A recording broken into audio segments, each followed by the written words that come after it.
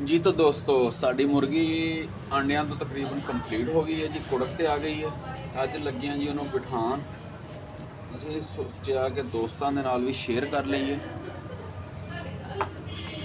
ਨਮਕ ਚੋਂ ਆਂਡੇ ਅਸੀਂ ਕੱਢ ਰਹੇ ਹਾਂ ਜੀ। ਅੱਜ ਆਪਣੇ ਰੱਖਿਆ ਹੋਇਆ ਖਜ਼ਾਨਾ, ਇਹ ਦੇਖੋ ਸਹੀ ਹੋ ਗਿਆ ਜੀ।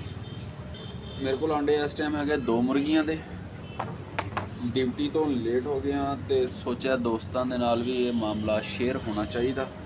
ਇਸ ਵਾਸਤੇ ਜ਼ਰਾ ਜਲਦੀ ਜਲਦੀ ਨਿਕਲਿਆ। ਦਿਨ ਗਰੂਬ ਹੋ ਰਿਹਾ ਵਾ। ਕੱਲ੍ਹ ਹੀ ਕੁਛ ਕੰਮ ਦੁਪਹਿਰੇ ਨਿਬੇੜ ਗਿਆ ਸੀਗਾ, ਜਿਹੜੀ ਕਿ ਚੀਜ਼ ਜਿਹਦੇ 'ਚ ਆਂਡੇ ਰੱਖਣੇ ਆ ਉਹਦੀ ਤਿਆਰੀ ਸ਼ਿਆਰੀ ਦੁਪਹਿਰੇ ਲੱਗ ਗਈ ਸੀ। ਹੁਣ ਆਂਡੇ ਕੱਢ ਰਹੇ ਆ। ਬਰਤਨ ਸਾਡਾ ਹੋ ਗਿਆ ਜੀ ਵਿਹਲਾ। ਇਹਦੇ ਵਿੱਚ ਜੀ ਸਾਡੇ नवी मुर्गी के है जी 4 अंडे। और अस्सलामुअलैकुम वरहमतुल्लाहि वबरकातुहू। उम्मीद है सब दोस्त बुजुर्ग भाई खैरियत नाल होणगे और अल्लाह पाक दे हज़ूर दुआ है कि मालिक सब नूं अपने हिफ्ज़ो अमान च रखे। दोस्तों अगर मेरे चैनल ते तुसीं नवें जे तो चैनल सबसक्राइब कर दिओ, बैल आइकन दबा दिओ ताकि मेरी हर आने वाली वीडियो तमाम दोस्तों तक पहुँचती रहे। ए देखो जी माशाअल्लाह डिग गया थल्ले ओए। बच गया टुटिया नहीं। बच्चा निकल लगा सी। नहीं पता है, ये नहीं बच्चे निकलने, बच्चे 21 दिन बाद निकलने हैं। ठीक हो गया जी दोस्तों। टुटे लगा सी पापा होर अंडे आओगे होर ਅਸੀਂ ਨਾੜੀ ਪਾਣੂਗੇ पापा। सही हो गया जी। ਇਹ ਪਾਣਾ ਹੋਇਆ। बेड पूरा तैयार हो गया जी।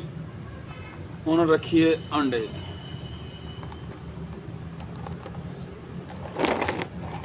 एक पे गिर गया। हाँ जी बेटा जी। पापा इन्ना दे नाम रख दे।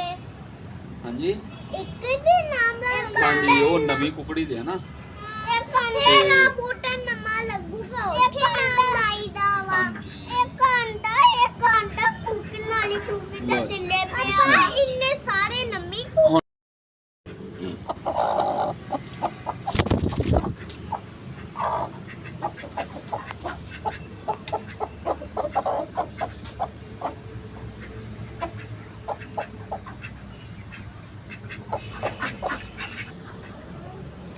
मुर्गी दोस्तों साड़ी बैठ गई है। बेहतरीन रिजल्ट तो इस चीज़ का होंदा वा कि जिस जगह ते मुर्गी ने अंडे दिते होन उस जगह ते ही उसनों बिठाया जाए तो वो ज़्यादा बेहतर और बेस्ट रिजल्ट होंदा वा। लेकिन साढ़े कोल जगह की कमी है, क्योंकि परिंदे अगर असी उस केज के अंदर खुडे दे विच मुर्गी नूं बिठाने आ तो दूसरे जिहड़े जानवर आ डिस्टर्ब हो जाते हैं। क्योंकि मुर्गा जिसले उहदे चों कड्ढना वा तो वही मुतबादल जगह नहीं बननी। अगर ज़बरदस्ती बनावांगे तो वो आपस में लड़नगे। हिफाजत का तकाजा यही है कि मुर्गी नूं अलग बिठा दिता जाए। इस वास्ते उन्होंने अलग बिठाया वा। अल्लाह पाक खैर करेगा और इंशाअल्लाह मेरे मालिक ने चाहा तो बेहतर रिजल्ट निकलेगा।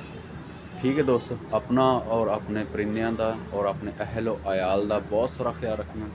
अल्लाह निगहबान।